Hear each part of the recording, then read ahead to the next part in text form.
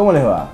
Esto es, ya saben, Crecer en Salud. Hoy va a estar con nosotros el doctor Daniel Mauro. Él es médico cardiólogo, especialista en hemodinamia. También va a estar con nosotros el licenciado Alfredo Alan. Él es nutricionista y también es licenciado en educación física. Así que ya lo conocen, Alfredo, me imagino, ha estado en muchos programas con nosotros. Y el doctor Mauro también ha estado en muchos programas con nosotros. Así que ya mismo vamos a la presentación del programa y charlamos con nuestros invitados.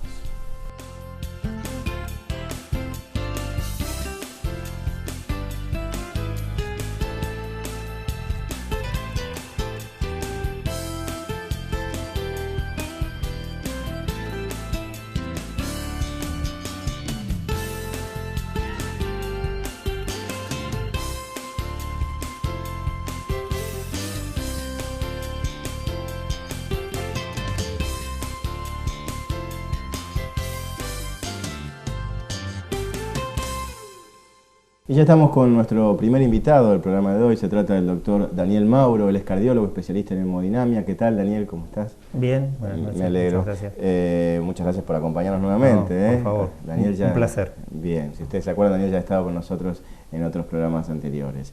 Bueno, Daniel, hoy vamos a hablar de aneurisma. ¿Qué es un aneurisma? Es una pregunta interesante. Los aneurismas son una anormal dilatación de una arteria. Arterias tenemos en todas las partes del organismo y en cualquier territorio vascular donde una arteria progresivamente se dilate, se distienda, como si se inflara, digamos, un guante, eso es lo que conforma un aneurisma. En la gran mayoría de los casos, estos aneurismas, cuando se producen en grandes arterias como la arteria aorta, tanto a nivel del tórax o a nivel del abdomen, o en arterias que van hacia los miembros inferiores, se deben a un proceso aterosclerótico, o sea, la pared vascular se va enfermando, se va debilitando y progresivamente por efecto de la presión arterial, sobre todo de la hipertensión arterial, en aquellos pacientes que la padecen, la arteria se va afectando en un sector determinado, se va agrandando y se conforma una especie de globo en ese sector. Y eso es lo que se llama un aneurisma de origen aterosclerótico. Pero en otros casos, como ocurre puntualmente con los aneurismas en territorios de arterias más pequeñas, como las arterias cerebrales, el aneurisma también es una dilatación, pero en este caso no se debe a un proceso degenerativo de infiltración con placas de grasa, con placas de ateroma en la pared de la arteria, sino que se debe a una debilidad congénita de la pared de la arteria en ese sector, que lleva a que con el correr del tiempo, a veces a edad temprana, hay pacientes que alrededor de los 20 años pueden sufrir una afección de este tipo, se va dilatando ese pequeño sector de la arteria conformando lo que se llama un aneurisma. Ese agrandamiento de la arteria en ocasiones produce síntomas propios del aumento del tamaño, en otras ocasiones no. Cuando cualquier estructura vascular se agranda, por ejemplo, dentro del abdomen o dentro del tórax, donde tiene cierto espacio para distenderse, bueno, a veces cursa en forma silente durante mucho tiempo, o sea, el paciente no nota nada. Cuando esto mismo ocurre, pero ya en estructuras más sensibles, como son las estructuras cerebrales, ahí sí el crecimiento de un aneurisma, aunque resulte pequeño, muchas veces se traduce en algún síntoma. Básicamente el síntoma a veces es cefaleas, dolores de cabeza crónicos. Claro, estamos hablando de un área mucho más pequeña. Exactamente, y no distensible. Eso es la otra característica, Claro. porque uno piensa, bueno, dentro del abdomen, dentro del tórax son estructuras más blandas de la anatomía, donde hay espacio para que algo crezca. Dentro del cerebro tenemos la calota craneana, es una estructura ósea que contiene, entonces ahí no hay espacio. ¿Y qué ocurre? Cuando algunos de estos aneurismas, lamentablemente muchas veces la primera manifestación que dan es la ruptura. Es cuando el aneurisma llega a cierto grado de distensibilidad de la pared, donde esa pared ya delgada y finita, dilatada, se rompe, y cuando se rompe la sangre que está a presión dentro de esa arteria sale. Y eso es lo que conforma un sangrado. Bien, ¿esto es lo que antiguamente se llamaba derrame cerebral? Es una de las formas de los derrames cerebrales, digamos. En ocasiones hay arterias muy pequeñas que sin tener un aneurisma, simplemente por efecto de la hipertensión, esto se ve en gente de edad, sobre todo en hipertensos muy severos, pueden tener un derrame cerebral, que es un término genérico, digamos, no orienta hacia cuál fue el origen de ese derrame o de esa hemorragia. Pero cuando esto se da, sobre todo en personas jóvenes, entre la segunda, tercera, cuarta, quinta década de la vida, no se debe a procesos de hipertensión arterial, muchos pacientes no tienen esa afección, sino que simplemente por este defecto congénito de la pared que hizo que una arteria cerebral se vaya agrandando, en algún momento ese agrandamiento de la arteria se traduce en una ruptura. Y cuando se rompe se produce un cuadro muy serio, muy grave, que es una hemorragia intracerebral. Bien, tenemos que irnos a una pausa, doctor, pero luego la misma seguimos hablando de esto porque han surgido un montón de dudas, tanto de este lado, o sea, por mí, como de aquel lado de la gente que nos está escuchando. Con todo gusto. Bien, nosotros entonces nos vamos a una pausa y luego seguimos charlando con el doctor de este tema tan interesante.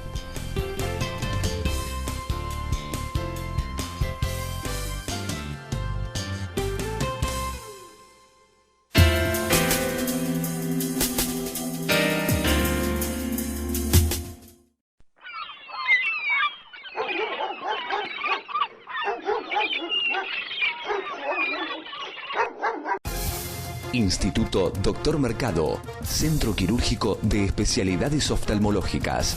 Trayectoria e innovación en la recuperación de la visión. Turnos inmediatos para pacientes quirúrgicos. Instituto Dr. Mercado, 3 de febrero 448, San Rafael. La alimentación y la actividad física apropiada para cada persona son dos pilares necesarios para mejorar nuestra calidad de vida. Planes alimentarios, adolescentes y adultos, nutrición e hidratación deportiva, planes de entrenamiento personal. Alfredo Alan, licenciado en nutrición, licenciado en educación física, Quiroga 170. Kinder Jardines, un espacio para aprender jugando. Educación de excelencia, garantizando el bienestar de los más pequeños y la tranquilidad de los padres. Talleres de arte, inglés y deporte. Horario 7:30 a 21 horas. Kinder Jardines. Inscripciones abiertas. Avellaneda 438 y Avenida Palofet 1561.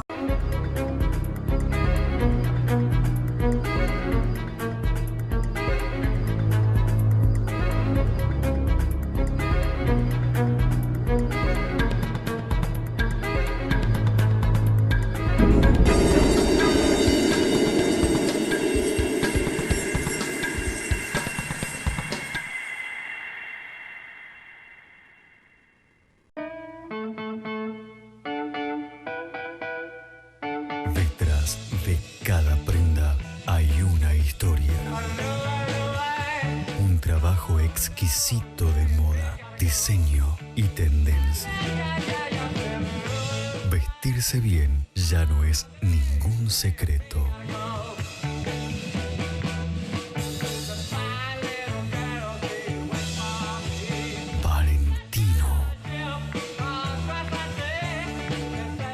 Diagnóstico Médico ofrece a sus pacientes un servicio de alta calidad humana y tecnología, con equipos de última generación para la práctica de diversos estudios de diagnóstico por imágenes.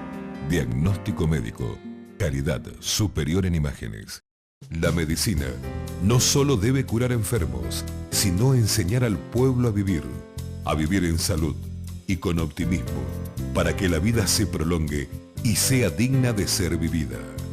Hospital Público Teodoro J. Chetakov.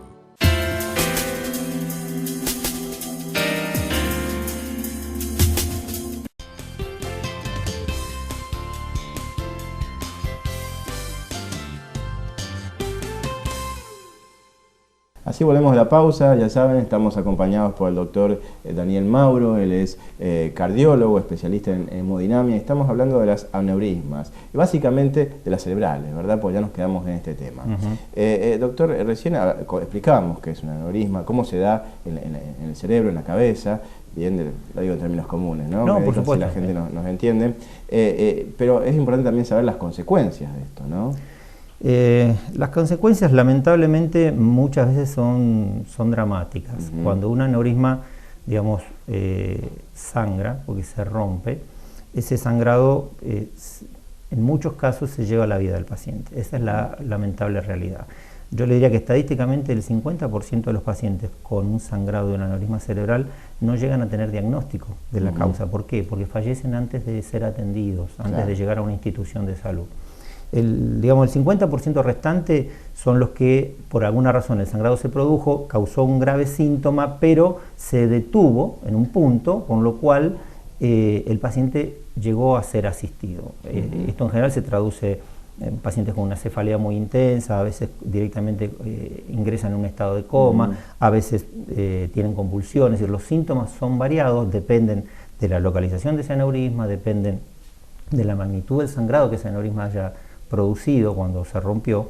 Y ahí es muy importante, obviamente, la detección rápida del origen de ese sangrado. Entonces, cuando esto sucede, el paciente que ingresa a una institución de salud, bueno, en general rápidamente se hace un estudio de tomografía, que es lo que más rápidamente permite identificar qué está pasando, y en esa tomografía lo que se suele observar es que hay un sangrado. Lo que muchas veces no nos dice es cuál es el origen de ese sangrado.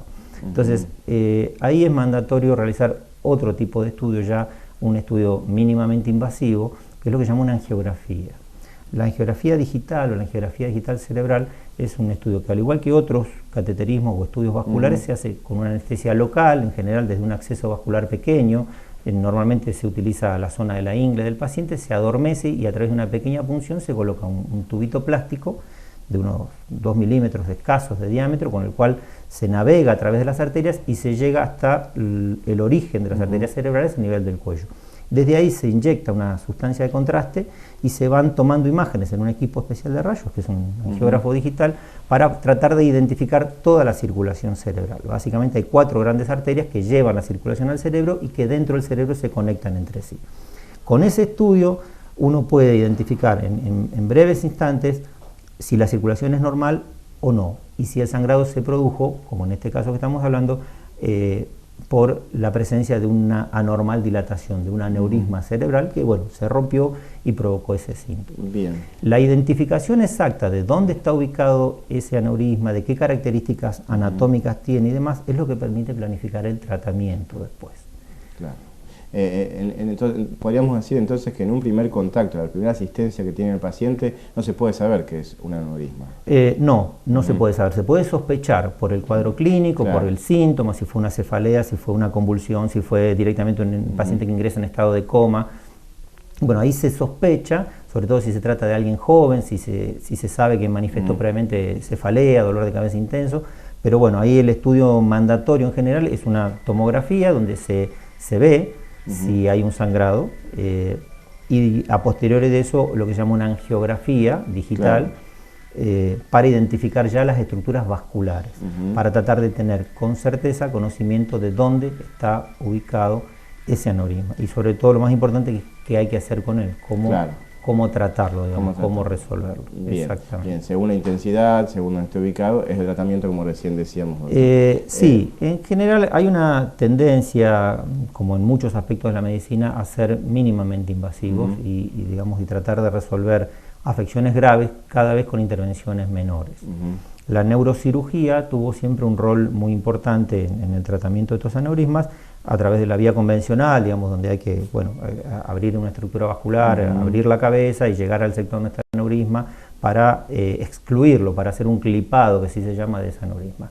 Hoy por hoy la técnica también permite, a través de los mismos catéteres o similares catéteres a los que utilizamos para hacer el diagnóstico, llegar con material mucho más pequeño hasta el propio sector donde está ubicado ese aneurisma cerebral y provocar lo que se llama la embolización del aneurisma.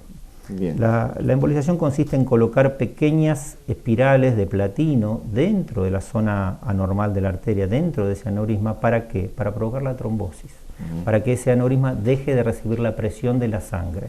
Por lo tanto, desaparezca a partir de eso el riesgo de que ese aneurisma vuelva a sangrar, porque si el paciente sobrevivió a un primer sangrado, muchas veces no sobrevive a un segundo sangrado. Perfecto. Doctor, se nos ha ido el tiempo, pero más que interesante el tema y seguramente lo vamos a comprometer para un próximo programa, así explicamos algunos detalles que nos quedaron por hablar de este tema. ¿Le parece? Sí, con todo gusto. Perfecto. No se va a ir sin un obsequio de la gente de Quality, un vino personalizado, Bueno, los cardiólogos saben bien cómo hay que beber, con mucha moderación y en los momentos Seguro. justos, Bueno, ¿verdad? muchísimas gracias. No, por favor, gracias a usted, doctor, y lo esperamos pronto. Sí, cómo no.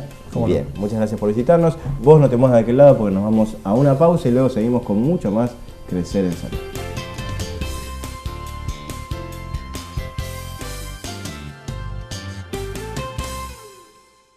Diagnóstico Médico ofrece a sus pacientes un servicio de alta calidad humana y tecnología, con equipos de última generación para la práctica de diversos estudios de diagnóstico por imágenes.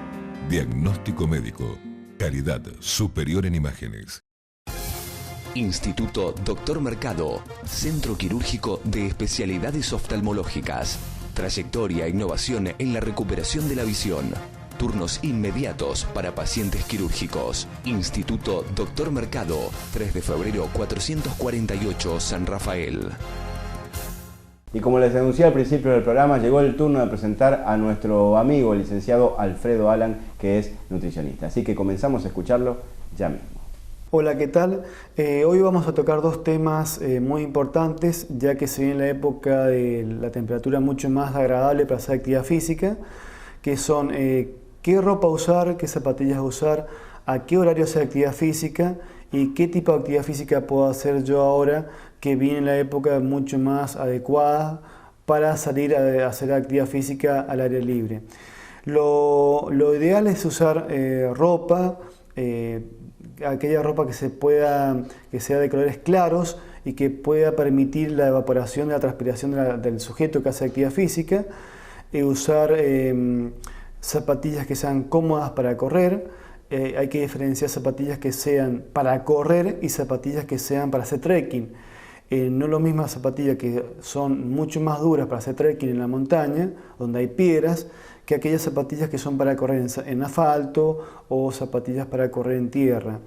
Eso es muy importante porque a veces vienen lesiones después en rodilla a causa del inadecuado uso de zapatillas, y no tiene que ver a veces el precio, que sean muy caras o sean muy económicas, sino que unas son para correr en montañas y otra para correr en calle. Después también en qué horario me conviene más correr o hacer actividad física o salir a pedalear. Se recomienda siempre cuando hacen temperaturas muy elevadas o hay temperaturas muy elevadas elegir en lo posible horarios que sean a la mañana o a la noche, no al mediodía. Si no me queda otra, porque no tengo otro horario por el tema de trabajo o por la familia, puedo correr la siesta, pero elegir siempre, si puedo, lugares donde haya más sombra. Y después, ¿qué tipo de actividad puede hacer una persona que se inicie en la actividad física, que es un deportista recreativo?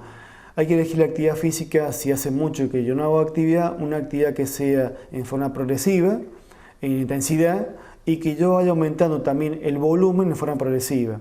Si hace 4 o 5 meses que no hago actividad física, no sería adecuado que empezara, por ejemplo, con 80 o 90 minutos de caminata o de trote, porque sería mucho volumen muy de golpe. Y podría pasar que me lesione y pierda toda la temporada de verano o primavera de hacer actividad física.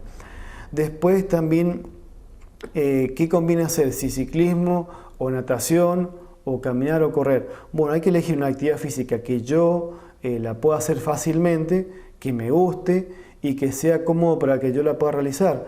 No elegir a veces un deporte que sea muy complicado de realizar y que no me guste, porque si no la voy a hacer un mes o 15 días por la motivación inicial que todo sujeto tiene, y después de ese tiempo dejo esa actividad física y pierde todos esos efectos. Y hay que tener muy en cuenta que la actividad física no es acumulativa como una batería. O sea, yo hago actividad física 4 o 5 meses en primavera y verano y la acumulo todo el año. Se recomienda hacer actividad física todo el año, sea en primavera, en verano, en otoño, en invierno, porque mientras yo hago actividad física mantengo todos esos beneficios que he logrado por la actividad, pero cuando yo dejo hacer actividad física, esos beneficios se van perdiendo con el tiempo.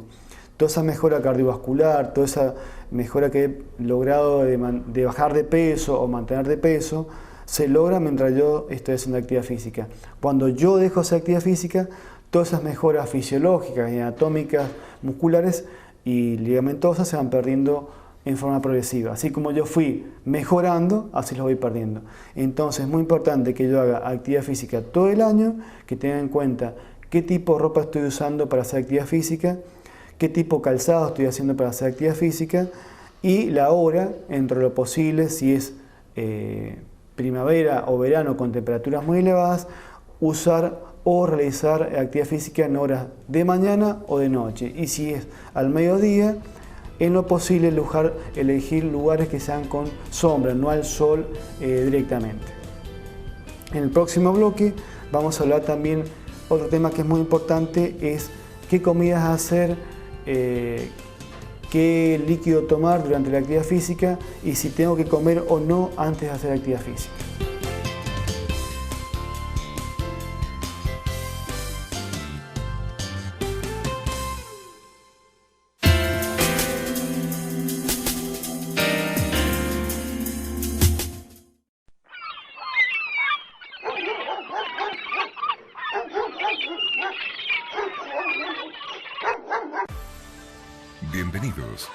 Bienvenidos al nuevo café de Le Boulanger, el lugar para disfrutar nuestro delicioso café y especialidades, el lugar para disfrutar del encuentro o concretar esa reunión con amigos o de trabajo, con el mejor servicio, atención y la calidad de siempre.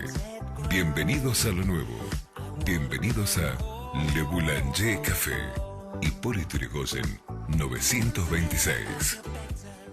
Vecchia Terra Multiespacio organiza tu evento mejor de lo que soñaste.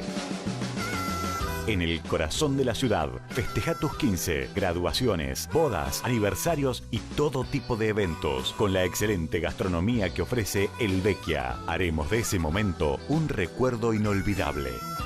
Vecchia Terra Multiespacio. La alimentación y la actividad física apropiada para cada persona son dos pilares necesarios para mejorar nuestra calidad de vida.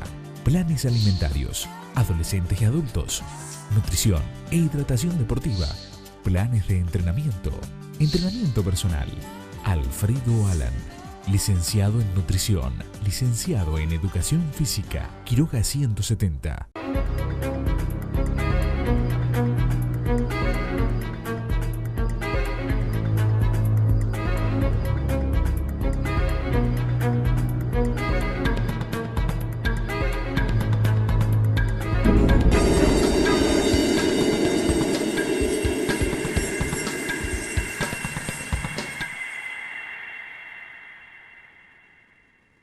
La medicina no solo debe curar enfermos, sino enseñar al pueblo a vivir en salud y con optimismo, para que la vida se prolongue y sea digna de ser vivida. Hospital Público Teodoro J. Chetakov.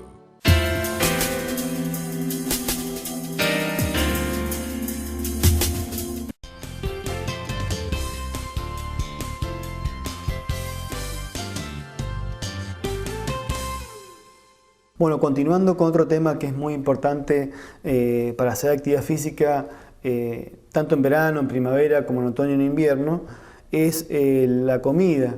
O sea, ¿qué comidas conviene realizar antes de hacer una actividad física? Lo principal y lo primordial es siempre cuando voy a hacer una actividad física, tanto sea corriendo, caminando, trotando, nadando, es siempre hacer una comida o una colación, no hacer una actividad física, comenzar a realizar actividad física con un ayuno de 4, 5, 6 horas sin comer ningún tipo de alimentos. ¿Por qué no se puede hacer? Porque si yo ya comienzo el ejercicio físico con la glucemia muy baja, cuando yo empiezo a hacer actividad física es muy posible que me dé una hipoglucemia. ¿Qué comidas se recomiendan realizar antes de la actividad? Son todas comidas que tengan carbohidratos, eso es fundamental, en lo posible que sean los complejos. Por ejemplo, se puede comer pastas, se pueden comer arroz integral, ñoquis, canelones, siempre con salsas que sean muy livianas, sean blancas, o sean rosadas, o sean rojas. También se pueden comer proteínas, también se puede comer grasas. El tema es que la proteína y la grasa tienen una digestión mucho más lenta, demora mucho más tiempo. Entonces, depende de qué tipo de actividad voy a hacer yo y la intensidad, tengo que elegir comida en poco volumen y que sean de fácil digestión. Otra cosa muy importante también cuando yo hago actividad física, que a veces no se le da mucha importancia o se olvida la gente, es tomar líquidos. Líquidos no hace falta tomar una bebida deportiva cada vez que yo hago actividad física o durante la actividad física, sino tomar agua durante todo el día en forma normal, hidratarme bien. Cuando yo hago actividad física o el tipo de ejercicio que haga yo, si dura más de 40, 50 minutos, llevar una botella de agua, ir tomando ese agua a medida que va pasando el tiempo, o sea, cada 15 minutos tomar entre 150, 200 centímetros cúbicos de agua, y que yo llegue a la hora 10 o 50 minutos de actividad y haya tomado todo ese líquido. Cuando llego a mi casa, sigo tomando líquidos y repongo la cantidad de líquido que he perdido durante esa actividad física. Una forma muy fácil de hacer para saber qué cantidad de líquido debo tomar yo después de una actividad es pesarme antes de la actividad física y luego la actividad física. La diferencia de peso es la cantidad de agua que yo debo tomar. Si yo, por ejemplo, no puedo hacer un almuerzo para hacer la actividad, ¿qué puedo hacer? Un buen desayuno a la mañana, una muy buena media mañana o colación, y después salir a correr o salir a andar en bicicleta o ir a nadar. Pero no debería pasar del desayuno a la corrida o la actividad sin hacer una previa, digamos, una colación. Y si yo almuerzo al mediodía, tendría que esperar 1 hora y media o 2 horas, depende qué tipo de actividad voy a hacer y qué intensidad voy a hacer yo para poder realizar esa actividad y no descomponerme por la digestión que se está realizando en ese momento. Así que ten en cuenta la comida que yo hago antes de la actividad física, qué bebidas voy a tomar antes de la actividad física, durante y después de la actividad física, y es muy importante que yo nunca salga a hacer una actividad, y más si es prolongada, sin comer nada durante 4 o 5 horas.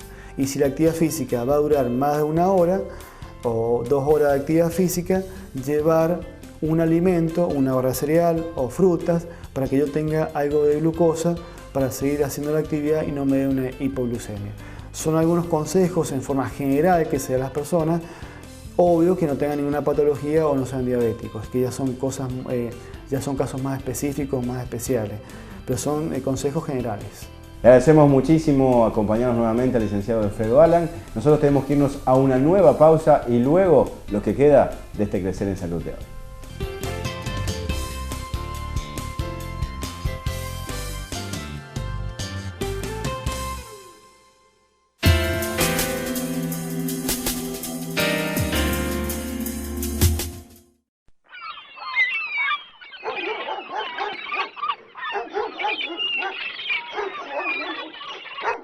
La alimentación y la actividad física apropiada para cada persona son 2 pilares necesarios para mejorar nuestra calidad de vida. Planes alimentarios, adolescentes y adultos, nutrición e hidratación deportiva, planes de entrenamiento personal. Alfredo Alan, licenciado en nutrición, licenciado en educación física, Quiroga 170. La medicina no solo debe curar enfermos, sino enseñar al pueblo a vivir en salud y con optimismo, para que la vida se prolongue y sea digna de ser vivida. Hospital Público Teodoro J. Chetakov.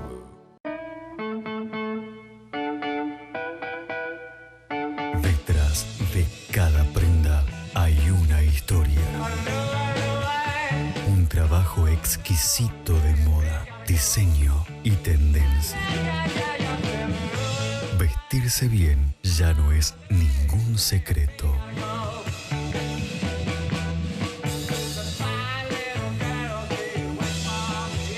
Valentino.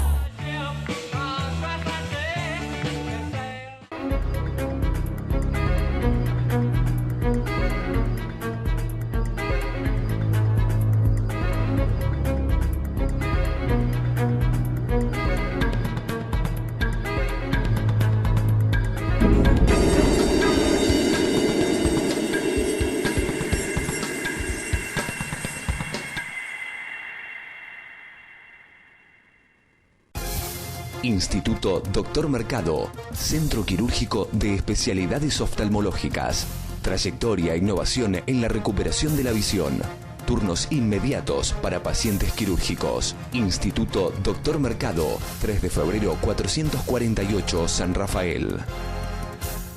Diagnóstico Médico ofrece a sus pacientes un servicio de alta calidad humana y tecnología, con equipos de última generación para la práctica de diversos estudios de diagnóstico por imágenes. Diagnóstico Médico, calidad superior en imágenes.